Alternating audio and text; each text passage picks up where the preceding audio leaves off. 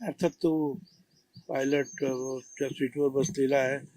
तो त्या विमानात नाही, जे ऍक्सिडेंट झाला अजितदादांच्या विमानात त्याचा नाही आहे. तो दुसऱ्या विमानाचा आहे. पण कुठल्याही विमानाचा जरी असला, कारण तो जर त्या विमानात असला तर तो ठार झाला असता ना. याचा अर्थ तो दुसऱ्या विमानामध्ये तो असं झोपलेला दिसतोय. परंतु हे संपूर्ण चुकीचंच आहे. पायलटच्या सीटवर पायलटच बसले पाहिजेत आणि त्यांनी न झोपता जे आहे पूर्णपणे विमानाचा जो आहे ताबा घेऊन त्याप्रमाणे ते विमान चालवलं पाहिजे. तर तो मालक जर अशा रीतीने जर झोपला असेल तर हा निष्काळजीपणा आणि माजुरीपणा आहे. त्याच्यावर कारवाई करायला लागेल. साहेब, त्याच्यात आणखी एक विषय समोर येतोय की ते विमान जे ते एका झाडाला आदळल्यानंतर अपघात झाला. इथल्या स्थानिकांचं म्हणणं आहे की त्या ठिकाणी कुठलं झाड नव्हतंच. मला पण मी ज्यावेळी तिथे गेलो तेव्हा कुणी तिथे झाडाला आदळलं वगैरे असं मला कुणीतरी म्हटलं नाही.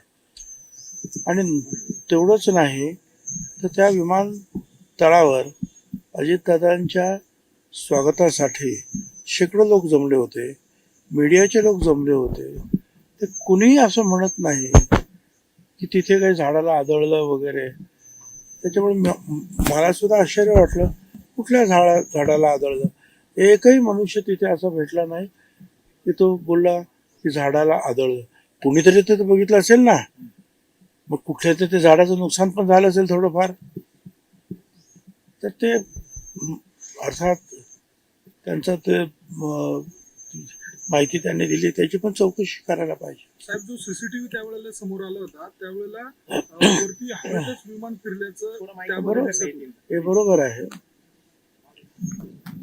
पहिल्यांदा त्याने लँड करण्याचा प्रयत्न केला पण त्याला असं वाटलं बरोबर होत नाही म्हणून त्याने अबॉर्ट केलं, म्हणजे रद्द केलं. आणि परत दुसऱ्या याला तो परत गेला आणि दुसऱ्या याला जेव्हा तो आला आणि तो उतरायला लागला त्यावेळेला ते विमान पूर्णपणे असं कललेलं आहे. आणि मग त्यावेळेला ते कललेलं असल्यामुळे तेवढं खाली आणि वेगानं खाली येत होतं, कारण लँडिंग करत होतं ते. त्यामुळे कदाचित त्याला ते विमान सरळ करायला किंवा कंट्रोल करायला वेळ सुद्धा मिळाला नसेल. ते मी त्यातला काही तज्ज्ञ नाही, पण मला असं वाटतं ते समजा 10,000 फुटावर असतं आणि अशा वेळेला ते कल्लं वगैरे असतं तर काहीतरी त्याला करायला वाव होता. पण हे अगदीच शेवटच्या क्षणाला ते कल्लं आणि त्यावेळेला तो लँडिंग करत होता जोरामध्ये. लँडिंग करत असताना थोडासा वेग जास्त असतो विमानाचा आणि त्याच्यामुळे त्याला ते कंट्रोलच झालं नाही.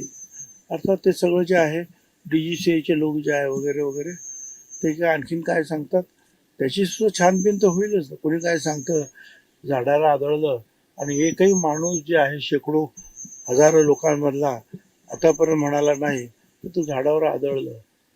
त्यामुळे मला सुद्धा आश्चर्य वाटलं की कुठच्या झाडावर आदळलं.